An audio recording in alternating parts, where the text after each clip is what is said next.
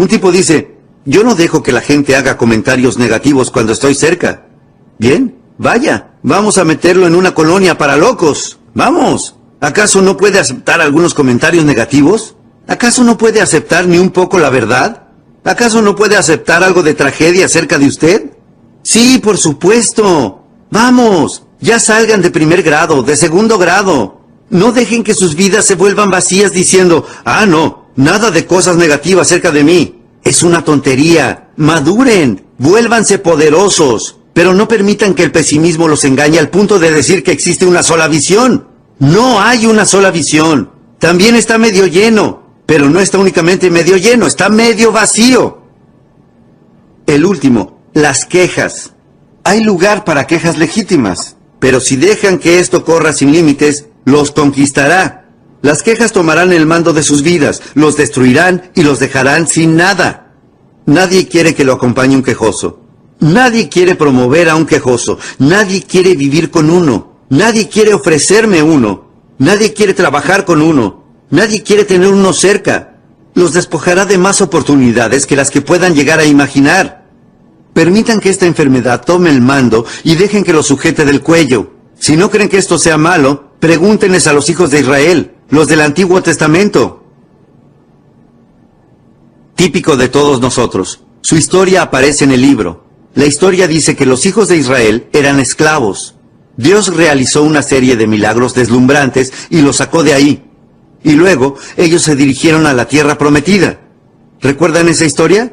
Se dirigieron a la tierra prometida. La tragedia de la historia es que nunca llegaron. El motivo, desde el primer día comenzaron a quejarse. Se quejaban de la comida. Recién los habían liberado de la esclavitud y ahora se quejaban de que la comida no estaba muy caliente. Es decir, dejen de embromar. ¿Cuánto se puede soportar? Gemían y lloraban y se quejaban del agua. En el desierto tenían agua, pero seguían diciendo que el agua no tenía buen sabor. Dejen de embromar. Gemían y lloraban y se quejaban por el líder que los había liberado de la esclavitud. Decían que ese líder no era competente del todo. Es decir, dejen de embromar. Gemían y lloraban porque hacía demasiado calor, hacía demasiado frío, estaban muy lejos, era demasiado difícil, el terreno era muy rocoso. Gimieron y lloraron durante años. Finalmente, Dios dijo, ya tuve suficiente, cancelo el viaje. O algo parecido. La historia dice que murieron en el desierto. Nunca llegaron a la tierra prometida después de todas esas penurias. Y supongo que eso significa dos cosas. Primero, que si uno se permite quejarse así, le cancelarán su futuro, los ascensos futuros, cualquier cosa futura. Nadie querrá estar cerca. Y también supongo que esta historia significa que hasta Dios tiene un límite de lo que puede soportar. Ahora veamos el lado negativo. Piensen en lo negativo cuando algo es positivo. Aprendan a odiar el mal, a amar el bien, a odiar la tiranía, a amar la libertad. Aprendan a amar la salud, a odiar la enfermedad. Ahora pasemos al último punto. Este es el lado positivo del seminario. Pasemos a lo positivo. Existen algunas emociones que cambian sus vidas en un solo día. Yo lo llamo el día que hizo que sus vidas dieran un giro. Permítanme que les dé esta lista para dar fin al día de hoy. Las emociones que pueden cambiar sus vidas en un solo día. La primera, la indignación. Es una emoción poderosa. La indignación es una emoción negativa, pero puede tener un efecto muy positivo. La indignación dice, ya tuve suficiente. ¿Qué día tan glorioso sería ese, en el que digan que ya han tenido suficiente? Dirán que estuvieron de rodillas por última vez. ¿Qué día tan glorioso podría ser? Basta es basta, no más. Un día poderoso, incluso si es un día negativo. En Nueva York conocí a una superestrella hermosa y sofisticada. Ella trabajaba para una compañía de joyas y era una vicepresidente muy joven. Ganaba mucho dinero. Esa compañía me contrató para realizar unas capacitaciones, dar algunos seminarios y clases. Y conocí a esta mujer, una mujer extraordinaria. Descubrí que nunca asistió a la facultad, nunca asistió a la universidad. Dije, ¡epa! ¿Cómo llegó aquí? Así que le pregunté un poco sobre su historia. Le dije, ¿cómo llegó aquí? ¿Nada de facultad? ¿Nada de universidad? Hablamos de la difícil Nueva York. Vicepresidente, un gran sueldo, negocio de joyas. Me dijo, Bueno, deje que le cuente parte de la historia. Me dijo, hace algunos años yo era una madre muy joven.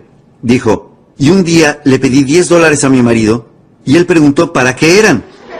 Me dijo, señor Ron, me prometí a mí misma que a partir de ese día nunca más volvería a pedir dinero. Me dijo, empecé a buscar una oportunidad y la encontré. Empecé a buscar las habilidades, las clases y las encontré. Y me dijo, sí, ahora soy vicepresidente de una compañía de joyas. Gano mucho dinero. Es difícil en Nueva York, pero esa es una de las razones por las que estoy aquí. Me dijo, le juro, señor Ron, que desde ese día nunca pedí dinero nuevamente. Un día poderoso. La siguiente. Decisión. ¿Qué poderoso día puede ser ese en el que se tomen decisiones? Si uno fuera hoy a casa y los próximos días hiciera una lista de decisiones que debería estar tomando, tomen rápido las más fáciles. Fijen algún cronograma para aprender lo que es necesario aprender y tomen el resto de las decisiones. Les aseguro que podría ser uno de los días gloriosos de sus vidas, el día en que decidan. Poderoso. La siguiente es el deseo. Querer algo con mucha fuerza. ¿Quién puede explicar cómo funciona eso? Yo no sé. Lo único que sé es que algunos lo tienen. Suficiente deseo para durarles toda una vida. Pero también sé que a veces el deseo espera y duerme, aguardando que algo pase. ¿Y quién sabe qué pueda estar esperando? Tal vez sea el próximo sermón el que despierte a alguien. Tal vez sea el próximo seminario, uno como este. Tal vez sea un libro, tal vez sea una canción, su letra. Tal vez sea una película, su diálogo. Tal vez sea una experiencia de la vida. Tal vez sea la conversación con un amigo que finalmente se ponga a su altura. Tal vez sea el enfrentamiento con un enemigo. ¿Quién sabe qué cosa podría despertar repentinamente un deseo que pueda durar toda una vida? A veces, la experiencia más amarga puede generar el despertar más importante. Así que aquí tienen la clave sobre el deseo. Den la bienvenida a todas las experiencias de la vida. Hablaremos en más detalle sobre esto durante el seminario del fin de semana. Permitan que la vida los toque. No permitan que los mate, pero al menos dejen que los toque. El próximo contacto podría abrir la fuente y hacer que nunca les falte el deseo durante el resto de sus vidas. Poco después de que conocí a mi maestro, el señor Schoff, a los 25 años, ya nadie tuvo que preguntarme nunca en todos estos años cuándo iba a ponerme en marcha. Nadie tuvo que preguntarme eso nunca en todos estos años. Sí escuché que me digan que cuándo iba a ir más despacio. Vas a tener un infarto y vas a morir. No puedes seguir con este tipo de actividades. Pero nadie me preguntó nunca cuándo iba a ponerme en marcha. Les pido que sigan buscando experiencias de vida hasta que encuentren una que encienda su espíritu, hasta que nunca les falte el deseo durante el resto de sus vidas. Y nadie tenga que decirles nunca en los próximos años, ¿cuándo vas a levantarte del sillón? Una pista. Den la bienvenida a todas las experiencias. No levanten murallas. Las mismas murallas que los separan de las desilusiones, los separan de la felicidad. Arriésguense. Y finalmente, la última emoción que cambia sus vidas en un solo día. Se denomina determinación. La determinación de decir, sí lo haré. 3 de las palabras más poderosas. Les mencioné la fórmula del desastre. Podría, debería, no. Esta es la fórmula de la fortuna. Debo, puedo, sí. Lo haré. Yo debo, yo puedo y lo haré. 3 de las palabras más poderosas. Benjamín Disraeli dijo una vez, nada puede resistir a la voluntad humana dispuesta a sacrificar su vida misma en aras de alcanzar una meta. Lo haré o moriré. ¡Qué frase tan poderosa! Un hombre dice, subiré la montaña. Me dijeron que es demasiado alta, que está demasiado lejos, que es demasiado difícil, que es demasiado rocosa, que nunca se hizo antes. El hombre dice, ¡hey! Es mi montaña, voy a subirla. Pronto me verán saludarlos desde la cima, o muertos sobre la cuesta, porque no voy a volver. Poder. La mejor definición de determinación que conozco es de una chica de un colegio secundario en Foster, California. Me encanta hablar con los chicos y pedirles definiciones. Se les ocurren cosas maravillosas. Había llegado a esta palabra y les pregunté a los chicos, ¿quién puede decirme qué significa determinación? Algunos no sabían y otros lo intentaron. Fue interesante. La mejor definición fue de una chica sentada en la tercera fila. Me dijo, señor Ron, creo que yo sé. Dije, ¿qué cosa? Me dijo, creo que determinación significa prometerse a uno mismo que nunca se dará por vencido. Y dije, esa es la mejor definición que haya escuchado. No se puede decirlo de mejor manera. Prometerse a uno mismo que nunca se dará por vencido. No tienen que prometerme nada a mí. No tienen que prometerle nada al mundo. Solo tienen que hacerse la promesa a ustedes mismos. ¡Qué buena definición! Probablemente ahora ella esté dando seminarios en alguna parte. Eso es poderoso. Les pregunté a los chicos cuánto tiempo debería intentarlo un bebé hasta aprender cómo caminar. ¿Cuánto tiempo creen que le tomaría a un bebé promedio antes de desistir? ¿Ya es suficiente? ¡No! Cualquier madre en el mundo diría que estamos diciendo tonterías. Mi bebé va a seguir intentando. ¿Qué? Hasta. ¿Qué palabra tan mágica? Hasta. ¿Cuántos libros leerán? Hasta que encuentren la respuesta para tener una buena salud.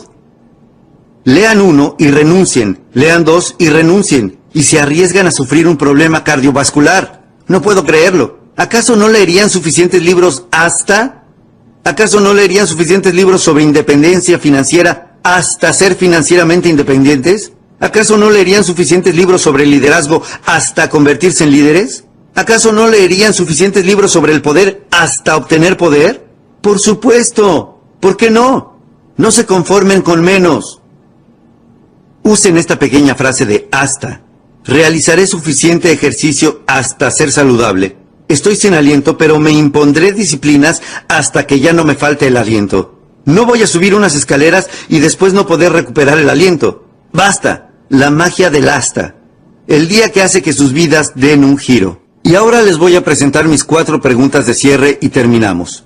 4 preguntas a considerar, las llamo, para sus notas, y después habremos terminado.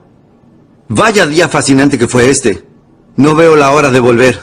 A este mismo salón, ¿sí? ¿La próxima vez? Si tienen la posibilidad de volver, me encantará que asistan. Bueno, simplemente anoten estas 4 preguntas y con esto daremos por terminado nuestro seminario. Y podrán irse para evitar el tránsito. Primera pregunta. ¿Por qué? Una de las preguntas más importantes de la vida. ¿Por qué los chicos siempre dicen ¿por qué? Buena pregunta. ¿Qué momento tan extraordinario suele ser enseñar y que alguien diga ¿por qué? No dejen pasar ningún por qué sin una respuesta de peso. ¿Por qué aprender tanto? ¿Por qué leer tanto? ¿Por qué intentarlo tanto? ¿Por qué no gastar todo el dinero cuando se es chico? Solo se es chico una vez. ¿Qué?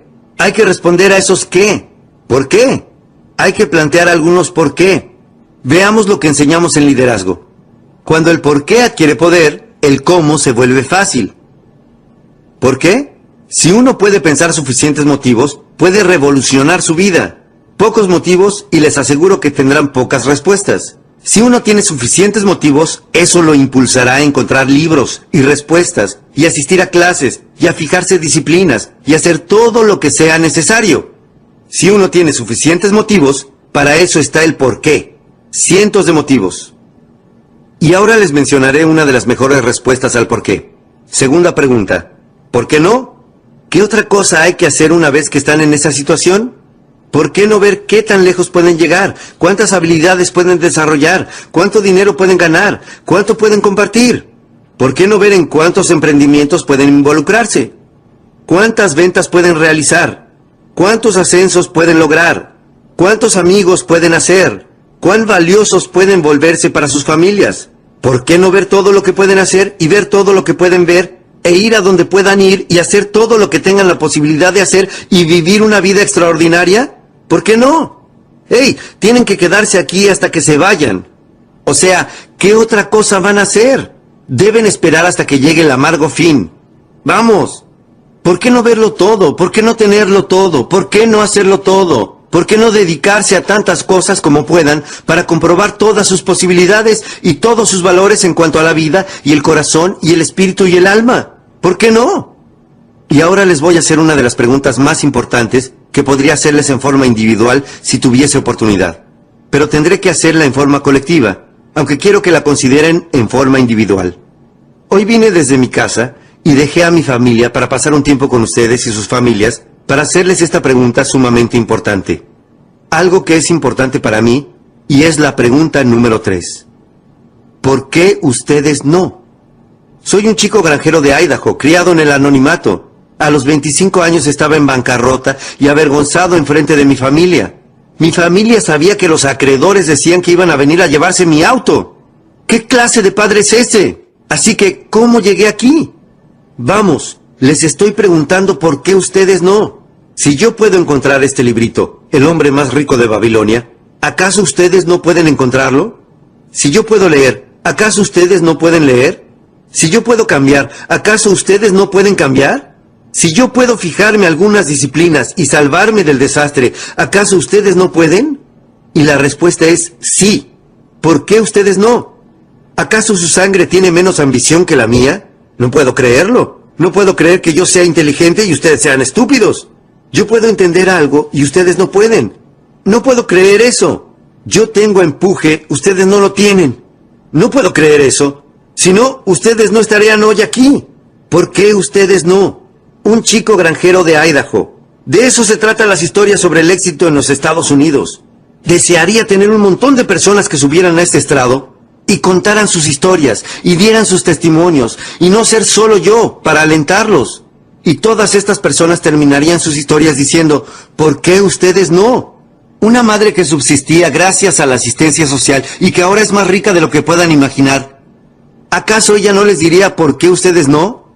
Yo empecé mal. ¿Por qué ustedes no? Yo empecé estando enfermo. ¿Por qué ustedes no? Yo empecé retrasado con mis pagos y con deudas. ¿Por qué ustedes no?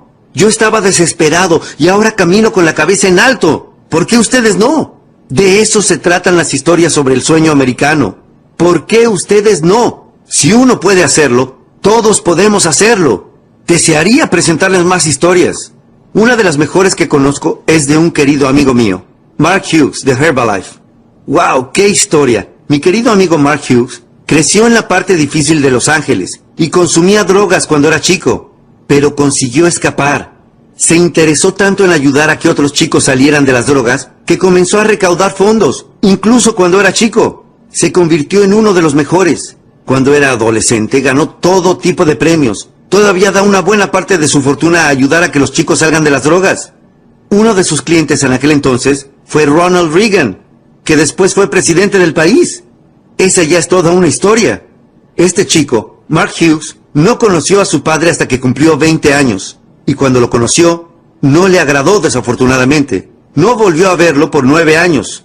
Yo tuve que ver con esa segunda vez. Decidieron que al menos tratarían de ser amigos, y ahora son buenos amigos. Fue una manera difícil de crecer. El juez tuvo que decidir con quién iba a vivir Mark Hughes cuando era niño. No fue el mejor de los casos. Cuando tenía 18 años, su madre murió de una sobredosis. Y eso no es algo que uno ande contándole a todos. Mark Hughes nunca asistió a la facultad, nunca asistió a la universidad. Únicamente fue a la escuela hasta el 9º grado, y después dejó los estudios. Pero cuando su madre murió, ella estaba tratando de perder algo de peso, de perder unos kilos. Y se volvió adicta a las drogas para adelgazar, y después se volvió adicta a las pastillas para dormir. Y entonces empezó a visitar a 2, 3, 4, 5 médicos, todos a espaldas del resto, para mantener este monstruoso hábito. Y cuando tenía 36 años, murió. Cuando murió, Mark dijo que debía haber una manera mejor de perder algunos kilos que volverse adicto a las drogas. Dijo que iba a buscar una manera, que tenía que haber una manera nutricional, una manera segura. Así que comenzó a estudiar sobre nutrición. Yo lo conocí 2 o 3 años después, y no podía creer lo que sabía. ¡Vaya chico! Y entonces hizo un gran descubrimiento, y ese descubrimiento eran las hierbas. Estaba tan fascinado por las hierbas que viajó a China cuando era solo un chico, y finalmente preparó una fórmula llamada Herbalife. Su abuela fue su primer cliente. Él dijo, abuela, estás gorda, tienes que probar mi nueva fórmula. Ahora tiene una presentación mejor de su producto, pero bueno, eso fue antes. Y ella dijo, está bien. Y perdió algo de peso, y se sintió bien, e hizo correr la voz, y le consiguió más clientes. Así comenzó Herbalife. Al principio, comenzó a vender desde el maletero de su auto, y siguió adelante, siguió adelante, siguió adelante, consiguió más gente que lo ayudara, ganó $1,000 millones en ventas. Se entusiasmó tanto con lo que había logrado, que ganó otros $1,000 millones en ventas. Y luego siguió adelante, extendiéndose a otros países, y ganó otros $1,000 millones en ventas. Y entonces dijo simplemente, hey, esto va bien. Y siguió adelante, y ganó otros $1,000 millones en ventas. ¿Cuánto suma eso? $4,000 millones. Y hace negocios en unos 18 a 20 países en forma oficial, y unos 50 en forma no oficial. mega rico, superando la imaginación de cualquiera, y todavía tiene 34 años de edad. Vive en una mansión en Beverly Hills y tiene casas en todo el mundo. Si él estuviera aquí para contar su historia, ¿saben lo que les diría? ¿Por qué ustedes no? ¿Acaso no pueden encontrar a una abuela gorda? Tomen una prestada del vecindario. Otra cosa que les diría, responsabilícense. Tal vez lo que les haya pasado hasta ahora no haya sido completamente su culpa, pero a partir de ahora, para resolverlo, asuman el desafío. Responsabilícense al 100%. Trabajen para buscar una salida. Mark asistió a mi seminario hace unos 16 años y yo le recomendé el librito El hombre más rico de Babilonia. ¿Adivinen qué? Fue y lo consiguió. Les pido que no se conformen con menos. Dejen que las historias sobre el sueño americano los inspiren. Comiencen de cero, comiencen de la nada, comiencen con deudas, comiencen desesperados, comiencen desde la oscuridad. No importa dónde estén, si viven en un gueto o son madres que subsisten gracias a la asistencia social, libro a libro, ustedes pueden alejarse de lo que sea. Clase a clase, ustedes pueden alejarse de lo que sea. Manzana a manzana, ustedes pueden ser tan saludables como posiblemente quieran. Lo único que tienen que hacer es no desatender la forma, fijarse estas disciplinas paso a paso. No permitan que nadie se las quite. Sigan de cerca los números y ustedes podrán alejarse de las sombras y entrar en la luz. Dejar que sus vidas se vuelvan poderosas y valiosas y únicas y que tengan todos los patrimonios que puedan manejar en sus vidas, tanto ustedes como sus familias y sus tesoros y sus emprendimientos. Y eso es lo que les deseo a todos ustedes. Bueno, mi último comentario para terminar. Si me lo permiten, les diré unas palabras personales. Pidan la ayuda de Dios. Es una cuestión personal. No les pido que crean en mi filosofía, pero a todos nos viene bien recibir algo de ayuda, creo. Pero claro, uno tiene que hacer su parte. De eso se trata realmente esta sociedad, y es sobre eso que hablé día a día en este seminario, cumpliendo con su parte y mi parte. Recuerden la historia sobre el hombre que tomó una pila de rocas y en un par de años la convirtió en un hermoso jardín. Y algunos años después, un hombre recorrió el jardín y pensó que era fabuloso, pero quiso asegurarse de que el jardinero no recibiera todo el crédito. Así que cuando tuvo la oportunidad de conocerlo, después de la recorrida, le dio la mano y dijo, «Señor jardinero, usted y el buen Dios tienen aquí un hermoso jardín». Directo para señalar su punto. El jardinero contestó, «Hey, entiendo su punto. Si no fuera por las semillas y el suelo y el milagro de las estaciones y el sol y la lluvia», dijo, «seguramente aquí no habría ningún jardín». Pero agregó, «¿Sabe? Usted debería haber visto este lugar hace algunos años, cuando Dios se ocupaba de todo solo». Me gusta esa parte, y el motivo es que tenemos que desempeñar nuestra parte para ayudar a que se cumplan nuestros propios milagros. Y espero que todo lo que hoy compartí con ustedes les haya dado una comprensión un poco mejor sobre cómo realizar esos milagros en sus vidas. Adiós. Que Dios los bendiga. Gracias por haber venido hoy.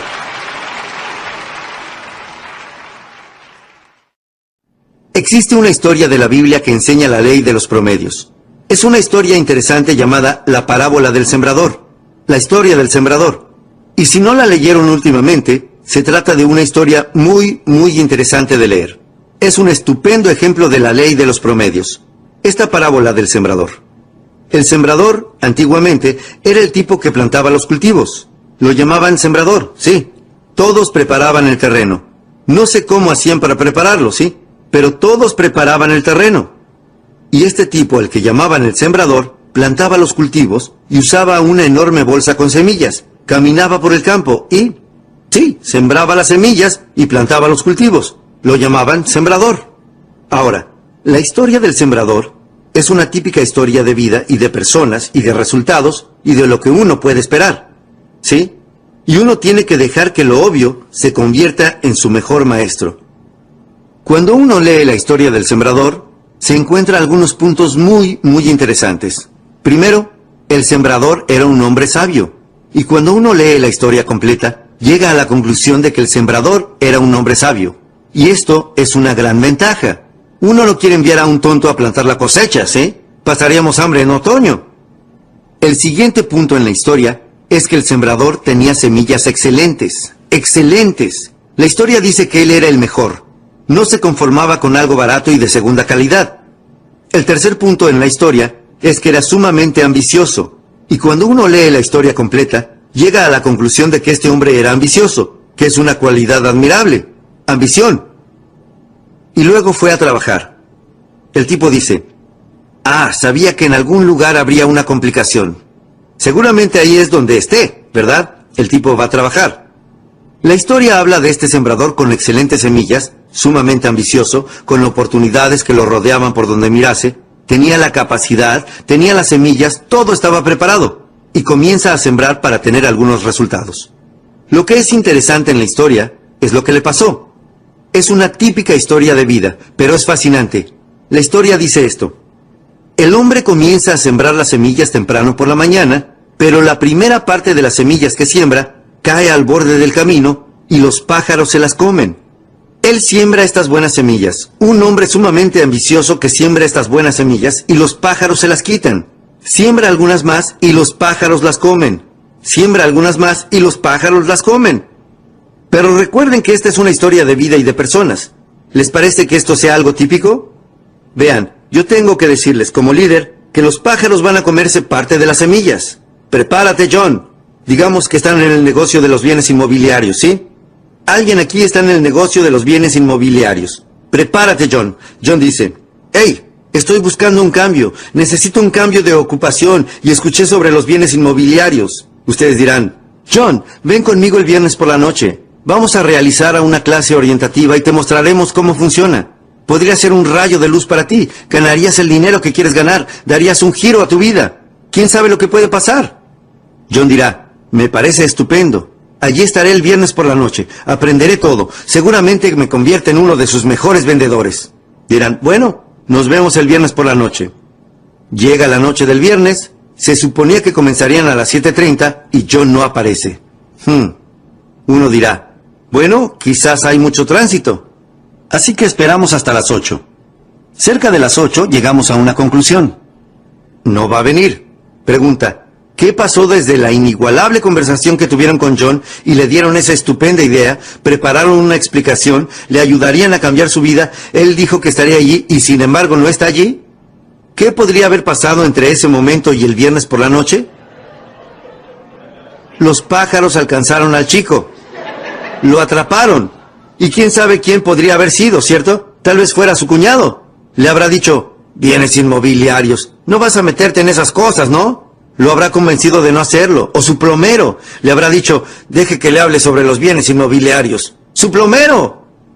Bueno, si rastrean el mensaje hasta lo que pasó, podrían perder el camino. Existen un par de cosas que se pueden hacer cuando los pájaros están comiendo las semillas. Uno es que no se puede perseguir a los pájaros. Maldecirán a esos condenados pájaros e irán a perseguirlos. Dirán, esperen a que vea a su cuñado. Voy a ponerle los puntos sobre las íes. ¿Qué sabe él sobre bienes inmobiliarios? ¿Y su plomero? Entonces estarán tratando de corregir las cosas en lugar de aceptarlas como son.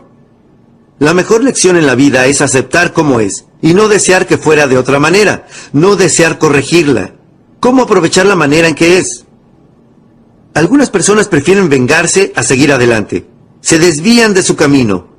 Verán, si están persiguiendo pájaros, tendrán que abandonar el campo. Ya no estarán sembrando. Y sus posibilidades disminuirán en lugar de aumentar. Hay cosas que uno no trata de solucionar. Hay cosas que se deben ignorar. La historia dice que este sabio sembrador hizo lo siguiente. Dice que ignoró a los pájaros y siguió sembrando. Muy listo. Hay cosas que uno tiene que aceptar. Así son las cosas. Así que siguió sembrando. Y la clave es que si uno sigue sembrando, podrá sembrar más de lo que los pájaros puedan comer. Pero los pájaros son parte de la vida. Y no me pregunten por qué. Yo no soy el que lo dispuso. Yo no sé. Simplemente así son las cosas. Así que siguió sembrando. Bueno, la historia dice que el sembrador siguió sembrando. Y las semillas cayeron en terreno poco profundo. Terreno rocoso, donde no podían entrar. Y dice que esta vez las plantitas comenzaron a crecer. Los pájaros no las comieron. Pero el primer día de calor, estas plantitas se marchitaron y murieron. ¡Qué desilusión!, ¿no? Pero eso seguramente pase. Esta vez, uno está reclutando a John. John dice, seré uno de sus mejores empleados. Él no se presenta a la tercera reunión. Dirán, ¿dónde está John? Dirán, yo no sé, alguien lo asustó y él... Cuando yo iba al colegio, había algo más de 400 personas. No, sí, había algo más de 400 personas en primer año y 150 en el último año. ¿Eso es inusual? Verán, siempre hay más personas en los primeros años que en los siguientes. ¿Cómo se llama eso? La ley de los promedios. La vida se cobra una cuota inevitable. Todos deberían quedarse hasta el final, ¿verdad? Tal vez deberían, pero no lo hacen. Y hay que aprender a tomarse eso con calma. Si no, perderán el camino. Se tropezarán, se frustrarán, confundirán su comprensión de la vida y no sabrán lo que pasa. Hay que entender que a veces las semillas caen en terreno poco profundo. Y no dice qué hay que hacer con el terreno poco profundo. Simplemente dice que así son las cosas. Y tenemos la tendencia a decir, el mes pasado creía que John era algo seguro. Pero lo seguro es lo que pasó. Seguramente estén desilusionados. Dejen que les cuente. Cuando esto no resulte, ya saben, tal como habían planeado, van a desilusionarse.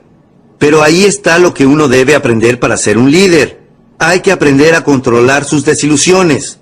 Es algo muy importante. Pero a veces es fácil decir, bueno, Pete renunció, John renunció, supongo que voy a renunciar. Y estarán siguiendo a otros en lugar de liderar. Seguramente estén desilusionados, pero bueno, estén desilusionados, pero no dejen que eso les gane, y no dejen que eso se acumule sobre sus hombros. Simplemente comprendan que así son las cosas. Desearía que se hubiese quedado, pero le deseo lo mejor donde sea que vaya. No duró en el trabajo, pero ¿y eso qué? Así es la vida. Bueno, esto es lo que la historia dice que hizo el sabio sembrador. Siguió sembrando. Muy listo. Y dice que las semillas cayeron en un terreno espinoso. El tipo dirá, bueno, ¿cuánta mala suerte se puede tener? Bien, aguarden. Todavía no es el final de la historia. Las semillas cayeron en el terreno espinoso y las plantitas comenzaron a crecer. Pero las espinas las asfixiaron hasta matarlas. ¿Les parece que esto sea algo típico? Verán, las espinas iban a hacer algo. La pequeña historia de la Biblia llamada espinas, las preocupaciones de la vida. Pequeñas preocupaciones, pequeñas obligaciones que engañan a las personas y les roban sus grandes oportunidades y que se presentan a diario. Y no sé qué hacer al respecto. Llamo a John y le digo, John, ¿dónde estuviste anoche? Teníamos una reunión. John responde, bueno, no puedo reunirme. Digo, ¿por qué no? John responde, bueno, tengo que hacer muchas otras cosas. Digo, ¿cuáles? No creerán la lista que me mencionó John de lo que tuvo que hacer anoche. La valla del patio se estaba cayendo y los perros iban a escaparse. No se puede dejar que los perros anden sueltos. El mosquitero se había salido de los goznes. No se puede dejar que las cosas se vengan abajo. Hay que tomarse el tiempo para repararlas. Había bastante basura apilada en el garaje y no se puede dejar que una montaña de basura ocupe tu casa. Hay que tomarse el tiempo para tirar todas esas cosas. Todo por teléfono. Y puedo escuchar cómo el teléfono comienza a hacer ¡ah! Las personas dejan que las pequeñeces las engañen y les roben sus grandes oportunidades. Algunas personas tienen la increíble habilidad de agrandar cosas menores. Fui con mi auto por esta pequeña comunidad. John estaba afuera, cortando el césped, maldiciendo las malezas, la cara roja y al punto de explotar. Me detuve y salí del auto y le dije, John, ¿qué estás haciendo? Me contestó, ¿qué parece que estoy haciendo? Estoy cortando este maldito césped. Le dije, John, hay un montón de chicos en el vecindario que podrían cortar tu césped. Dijo, sí, pero quieren que les pague $5. Lo cortaré yo mismo, lo cortaré. Número 1. Debería existir alguna ley para impedir que a los chicos del vecindario les roben $5. Esa sería toda una ley. Pero el peor robo es dejar que las pequeñeces le roben a uno sus oportunidades más importantes. Culpa de las espinas, de las preocupaciones. ¿Pero qué se puede hacer al respecto? Bien, yo solía dar clases sobre cómo no permitir que las espinas lleguen a las semillas. Pero no resultó. Es decir, esas clases no eran de ayuda. La historia dice que este hombre sabio hizo lo siguiente. Siguió sembrando. Muy listo. Él comprendía la ley de los promedios. Seguir sembrando. La gente buena no se capacita para ser buena. Se encuentra. Uno no necesita mucha capacitación para la gente buena. Encuentren gente buena. Y la historia dice finalmente que las semillas cayeron en un buen terreno. Eso dice. Alguien dirá, ¿cómo se encuentra un buen terreno? La respuesta es cuando uno sigue buscando. Uno se dará cuenta cuando aparezca. Uno no tendrá que convertir algo malo en bueno. Uno se dará cuenta de que algo es bueno cuando aparezca. E incluso cuando el terreno es bueno. La historia dice que el terreno bueno produjo el 30%. Parte de él produjo el 60%. Y parte de él produjo el 100%. Incluso en terreno bueno. ¿Cómo se llama eso? La ley de los promedios, de las proporciones, donde aplica en todas partes. ¿Para quién? Para todos. Y lo que uno debe comprender como líder son las proporciones.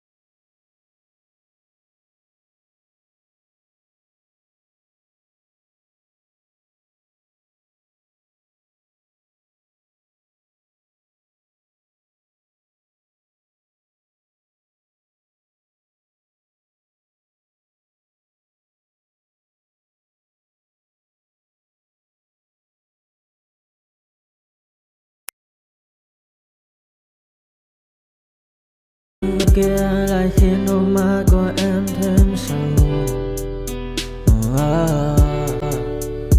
Vì sao em đi cần để lại lý trí, chẳng để lại anh khi nước mắt còn rơi, còn rơi.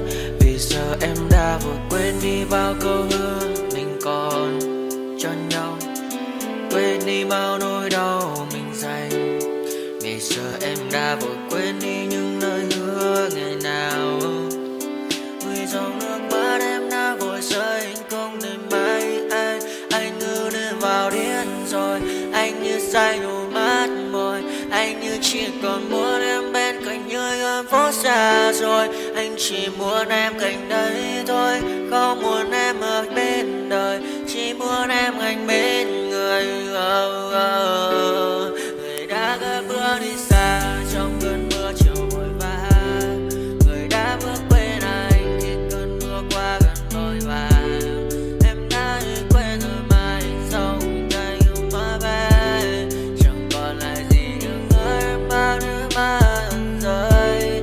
Em khiến con tim như trôi vai trong chiều thu đầy nắng, em khiến con tim như tan mưa trong chiều thu mát màng.